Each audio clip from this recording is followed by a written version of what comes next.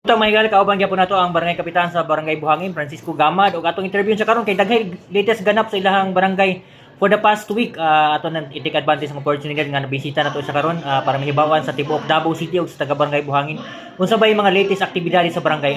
First and foremost kap may buntag. Unsa ba yung mga latest activities nga nahimo sa imong barangay kap for the past week, last week kap?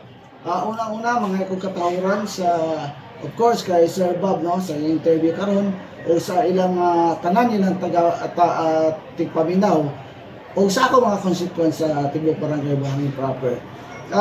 Ubay-ubay, no, ang ato mga nahimo activities, no, for the month of wala pa naman ang February, daghan na kay tang nahimo. Una, ang atong LTO, no, libre ang seminar sa nagipagdayon sa LTO mismo katong nagkuha og mga student permit o mga renewal sa ilang license dili nato gipatigayon sa atong gym o gubay-ubay pod ang nakabenepisyo.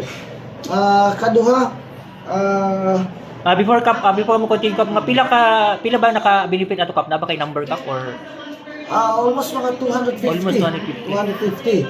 dako kining tabang kap no kay medyo di na sila mo adto sa LTO, di ba? O Yes, mas barato oo. ba kap kung nadiri yung pahiba yun? Ang ilang singil is 650 lang.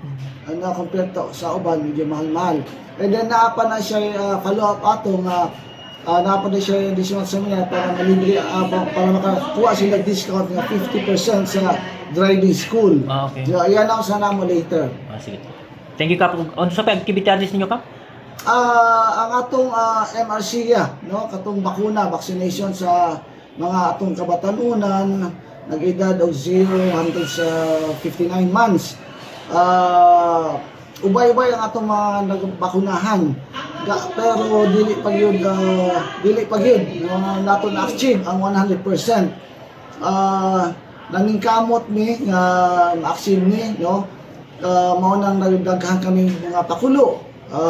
Nag-hire mga health workers, no, funded by the barangay aron yun ma-saturate namo ang kada balay, among gituktok ang mga taga-balay para mabakunahan ang atong mga kabatanunan. Ongoing pa ba ni kap? Nahuman na katong 20. Ang atong mga pakulo na atay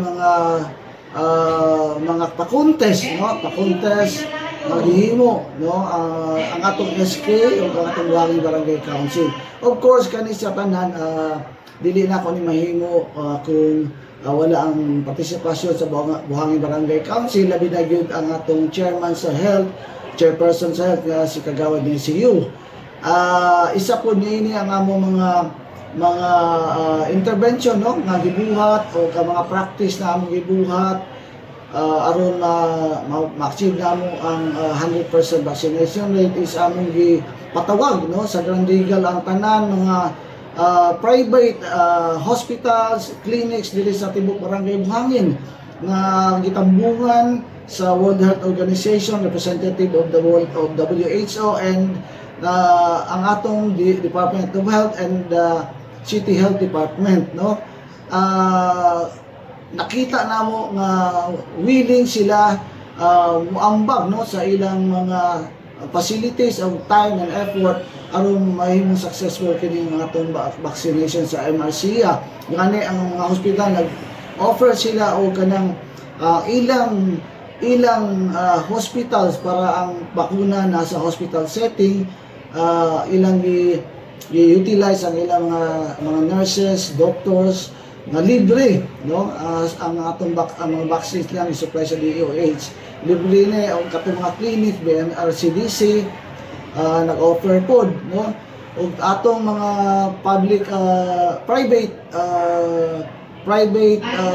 schools, no, giahag pod ang mga estudyante nga magpabakuna dito sa hospitals o mga private clinics. Kani mga bakuna sa hospital kap, ongoing pa ba ni? Pwede pa ba sila maadto dito or close na kap? Yes, although na human na katong 20 ang atong adlaw sa vaccination, naay kasabutan ang Barangay Buhangin Council, DOH, city government, o ang WHO nga mag-provide sila og vaccine sa mga hospitals and private clinics para dito na ipatigayon katong wala pag yun na bakunahan, muadto na sila dito para bakunahan sila libre. Nice. No, I don't know, no, wala pa ko'y update kung na-deliver na ba sa DOH ang vaccine sa naining akong ipang ingon ng mga private hospitals and clinics. Ang vaccination ani kapila edad ba to kap gani? Kung di ko masayop, 0 to 59 months. 79 man. Yes, oo. Katong gipahigayon ninyo mga contest cup, isa ni mga video dance contest cup no? Oo. Pila ba kay lugar nga budget sa SK ba ni kap or sa barangay Buhangin? SK ang budget ani. Ang first prize 5,000 Nice. and then ang the rest I don't know kung pila to, like 2,000. So far cup effective ba ni siya kap? Mas daghan bang nagpa-immunize tungod ani mga video or mga pub Yes, contest? very effective kaayo. Kay isa man sa tumungan is ipa-feel sa mga tao nga ang atong bakuna is safe, no? Is safe and laboratory tested na siya. And wala na siya yung mga although na mga Katong mga isolated dingbak siya lang, sa una. Wala ni kabalo ka safe sa- ni safe oo, dyan eh. very safe ni siya. Clinically tested gud siya, no? Unsa ka importante ang kalusugan kap ang health sa imong programa isip kapitan diri sa barangay Buhangin kap? Sa karong tuiga ang gitutukan yun nato ang health yun, no? Health and then infrastructure, public safety and education. Mao na ginatawag na mong HIPE, no? HIPE, health, infrastructure, public safety and education. Mao na ang among programa for this year. So ang budget namo is geared toward programs that involves HIPE, no? Health education, health infrastructure, public safety and education. Sa health lang ta kap aside sa immunization sabay mga ongoing health programs ninyo din sa inyong barangay kap. Natay mga FBS, no? FBS. Mga FBS test, CBD, cardiovascular diseases na mga check-up ilabi na sa atong mga senior citizen. And hopefully ma-approve na tong budget, maka-provide tayo mga libre nga mga tambal ni maintenance sa ilaha. And siguro magsugod ni by March na siguro. And ginahanay pa namo ang among budget aron mapatigayon ni kuan. Although kaniadto nagahatag kita mga libre nga mga tambal sa mga naka-enroll ani sa among FBS CVD, no? Dado na kita 2,000 ka recipients ani. No, tagaan sila ka last year o libre kada bulan. Unsa ka importante ba ni CBD kap? Sa mga wala na kabalo kap. Ang CBD is cardiovascular disease.